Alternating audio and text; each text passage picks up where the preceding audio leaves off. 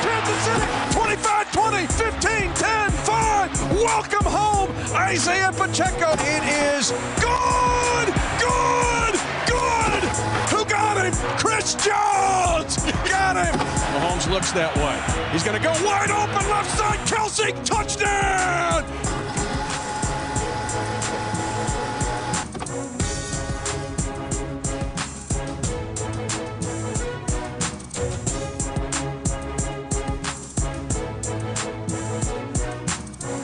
Chiefs rewind again. Let's just put it under the same file. Finding a way to win, this time on the road. 22-17. Another gritty guts victory for the Kansas City Chiefs, and to hold two big defensive stands at the end of the game. Mitch Holthus with you, voice of the Chiefs, along with senior team reporter Matt McMullen.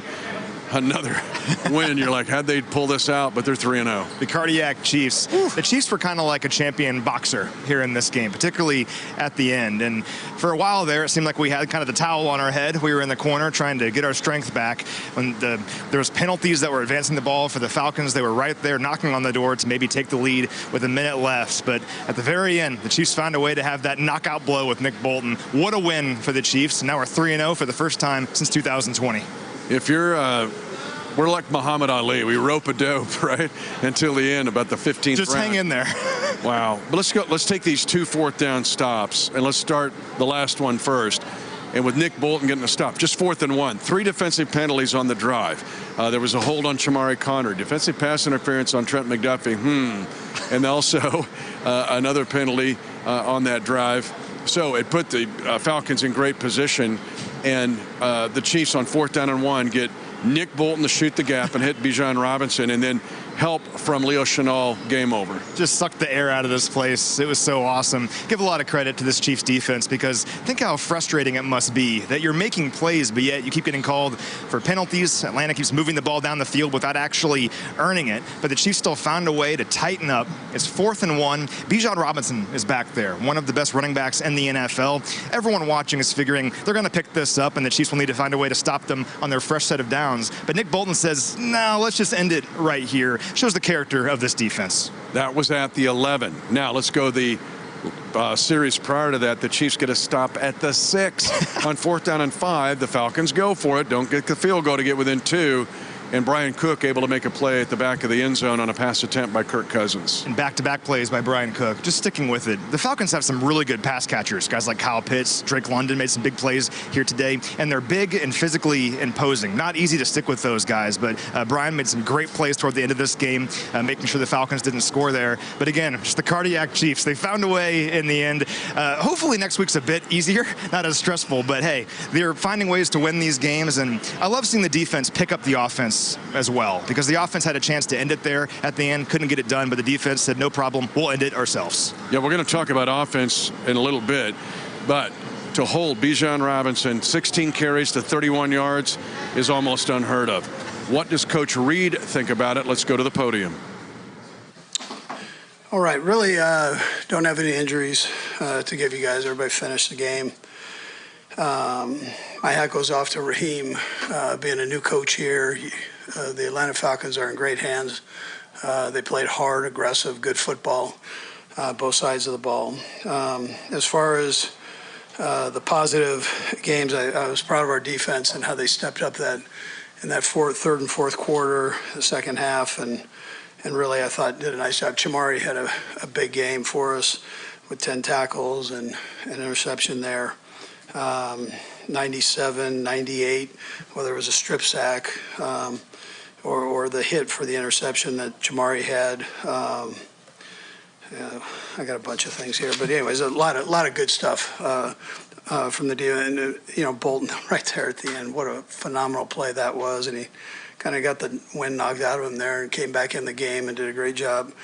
On offense, Rasheed had 12 completions for 110 yards, a touchdown, and Steele, jumps in for Pacheco, and between EP, Ryan, and Ingram, they put together a nice game. Steele had 17 carries for 72 yards, not bad for your rookie debut, and then our third downs were productive. I mean, we were 6 for 13 on third downs. And 2 big 4th down stops by the defense, and then Bucker was 3 for 3, which was good. Anyways, with that time period. Andy, if you look at these 3 games this season, including tonight, and even going back to the playoffs last year, your team is the one making the plays at the end of the game. How do you explain that your ability to kind of get it done when you have to get it done? I got to talk to our strength coaches. We got to get warmed up a little faster. You mentioned the positives. What about the not so positives? What do you take from this game for you to work on this week? Yeah, we got a ton of things to work on. So we'll work on that when we get back. So it's a normal week for us. Are you surprised they didn't kick the field goal the first time down? Yeah, no, listen, I mean, there's some tough decisions there, and it can go either way. I mean, it's he stayed aggressive. He's got a team that he's training with an aggressive attitude. So that's what they did. Did you see anything during the game that let you know you were going to be okay on those 2 defensive stops there, that you guys were going to be able to get it done? Well, other than the confidence that we all have in each other. So we need to do a better job offensively on that last drive and not put the defense in that position. So, but we stepped up on the defensive side and did a nice job of holding them out of there. Okay. All right, good. All right, thank you. I'm not. I mean, I think both those guys have practiced hard, had a lot of trust there. Obviously, you lose some of that juice that Isaiah has. I mean, there's not a lot of people that are that fired up after every run and can run like that. But I thought the guys did a great job. And then at the end of the day, I think the O-line took it upon themselves to accept the challenge. And, I mean, if you saw how the game went in those long drives, their defense was staying back, and they were going to force us to run the football and throw it short. And we did that good enough to get the win. Patrick, like on that first drive, you didn't get exactly what you wanted. Just wonder if you could evaluate that drive as a whole and Yeah, I saw the cover 0. We had a miscommunication with how we were going to pick up the pressure. And then I can't force it once it doesn't. I mean, I was going to high-low the corner and Trav and 83 and try to beat Simmons, but with the ball. But obviously got sped up a little bit, but you can't force it. I mean, those are mistakes that you can't make in the red zone. And it seems like I make it to Simmons every time I play him. Hey, Patrick, I know it's early, but given how these 3 games have gone for you guys, what are you learning about the identity of this particular team? Yeah, I mean, we haven't played good. I mean, really all 3 games. We've been able to win. I mean, that speaks to the character of the team, the grit, how we've been in these situations before.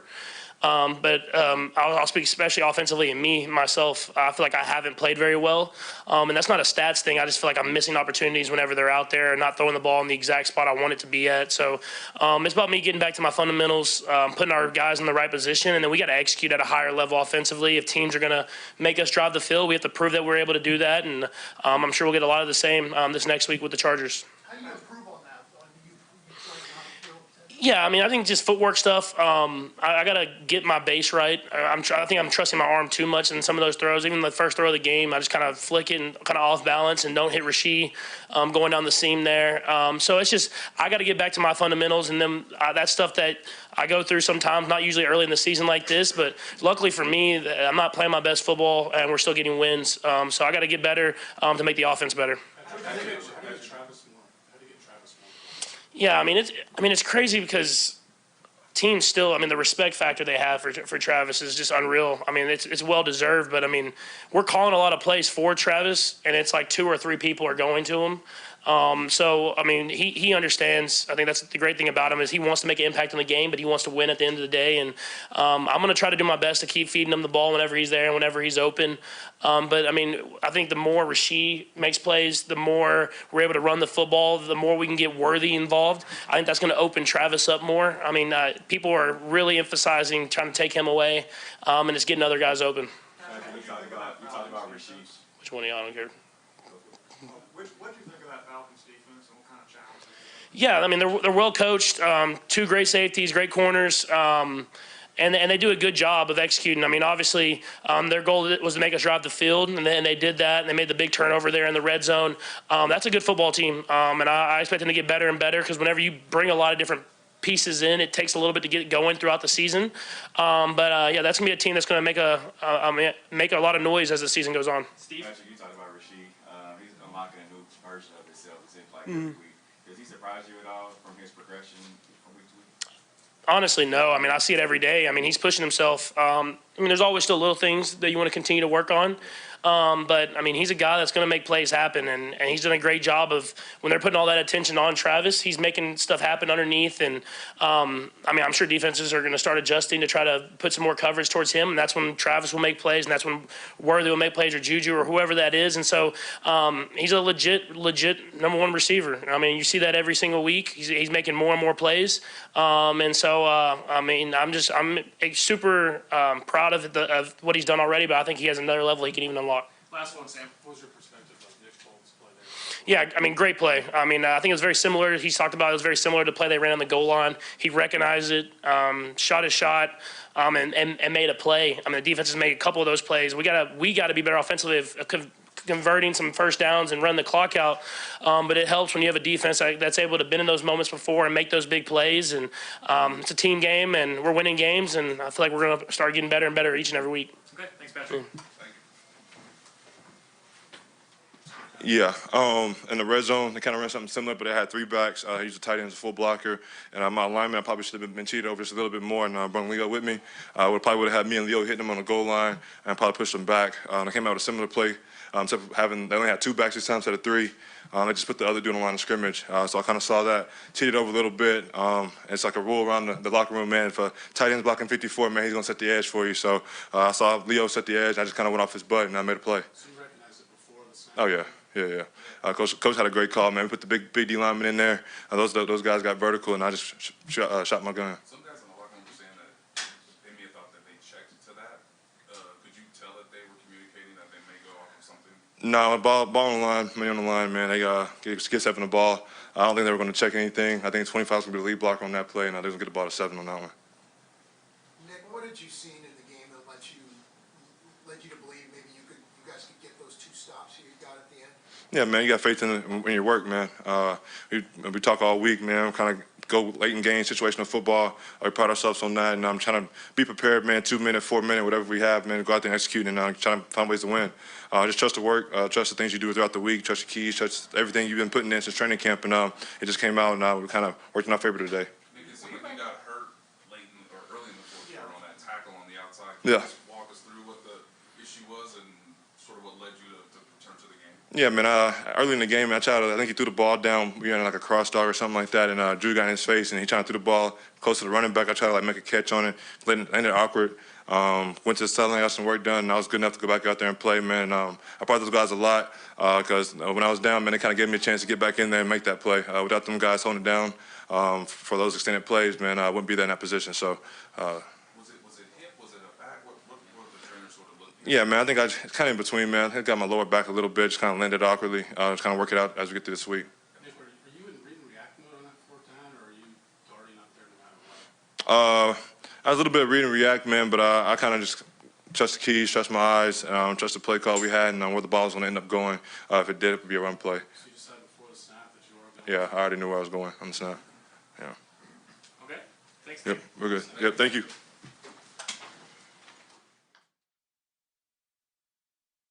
So, Steve, fire away. Appreciate you guys, Patrick, about your progression from week to week, man. Do you feel like you're advancing in each week? Yeah, I do. All of it starts in practice. Starting on Tuesday, first day of practice. Even in the meeting room, just take everything serious and don't get too comfortable. It seemed like the short stuff was open again this week. I wonder if you could take us through what you saw in the Falcons defense and just how specifically you were able to exploit that. Yeah, they played a lot of zone. They kind of gave us a lot of different looks, but they were still zone. Basically meaning if I got to the other side of the field, as long as I found, space in the middle of the field, Pat would be able to find me.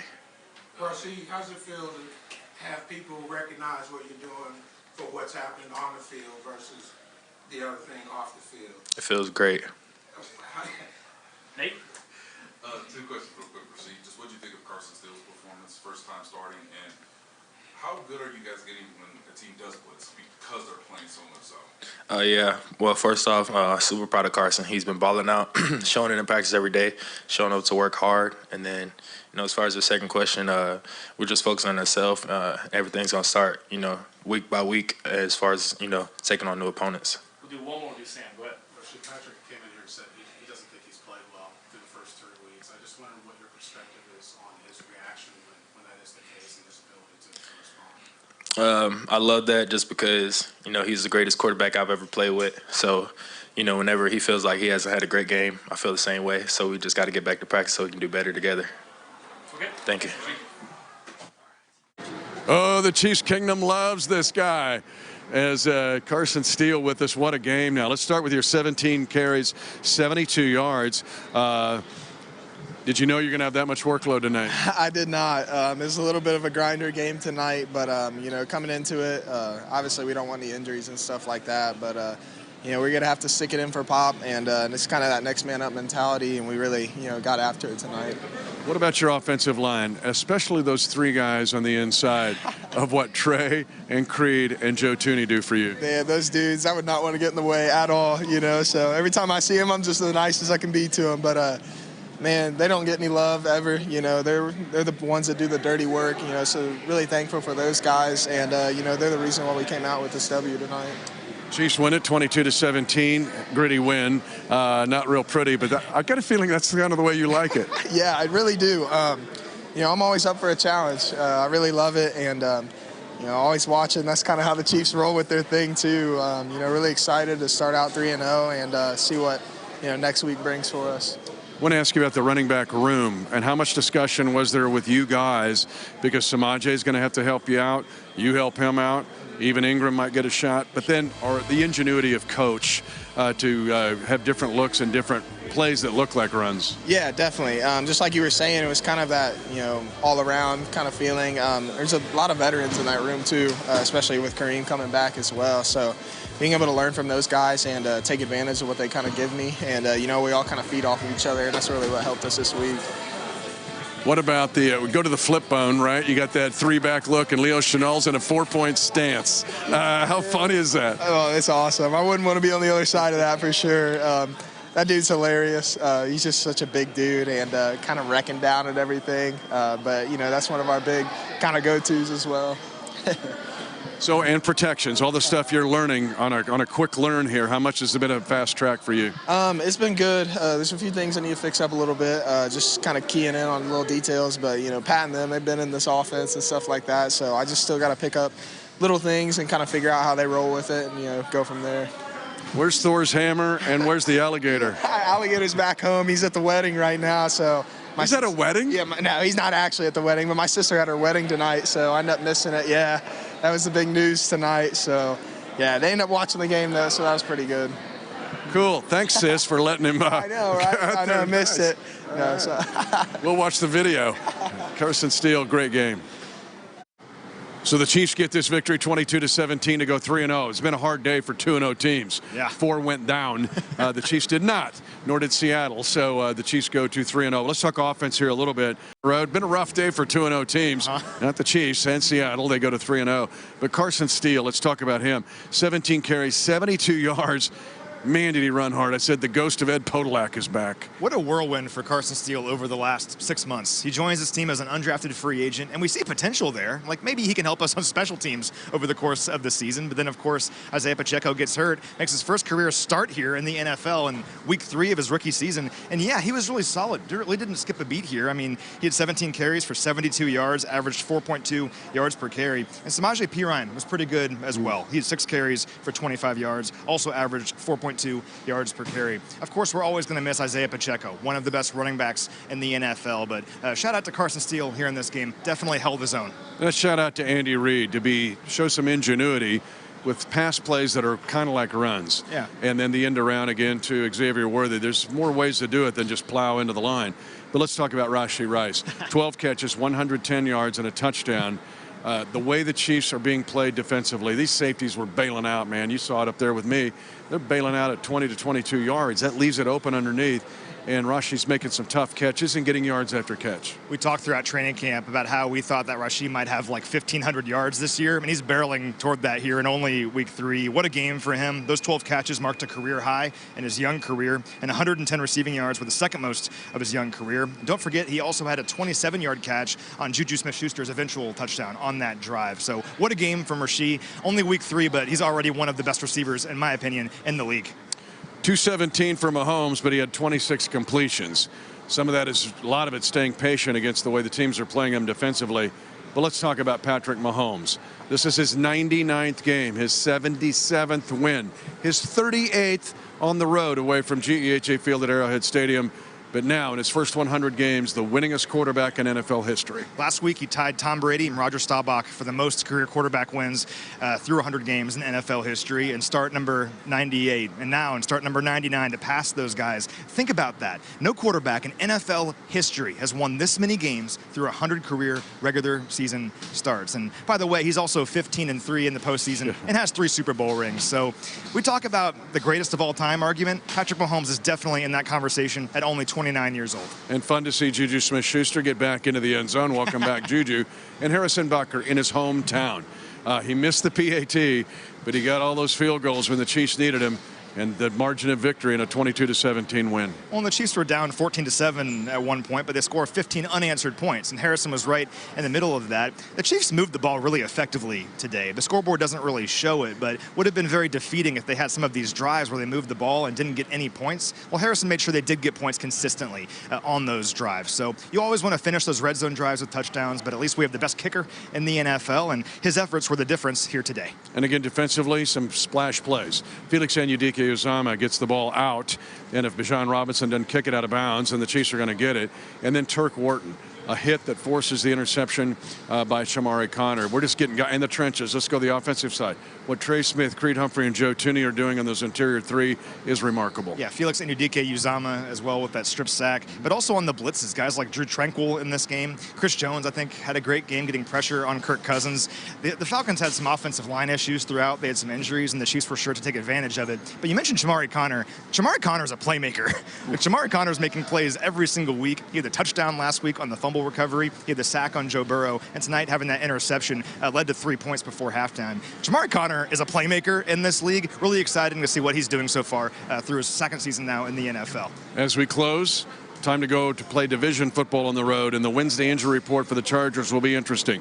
Herbert left the game today. They also lost left tackle Rashawn Slater. They also lost right tackle, the son of former Chiefs offensive tackle John Alt. He went down today in that game. So the Chiefs are going to go play at the Chargers, but it'll be an interesting week to see who the Chargers will have on the field. Sure, and we always talk about our overall goals is to win the Super Bowl, obviously, but if you ask anyone on this team, their first goal every single year is to win the AFC West. And how do you do that? You beat AFC West opponents on the road, and our first chance to do that here next week. But I always say this on Chiefs Rewind after victories, let's enjoy this one tonight. This is a big deal on Sunday Night Football to win on the road. Pretty great win for the Chiefs.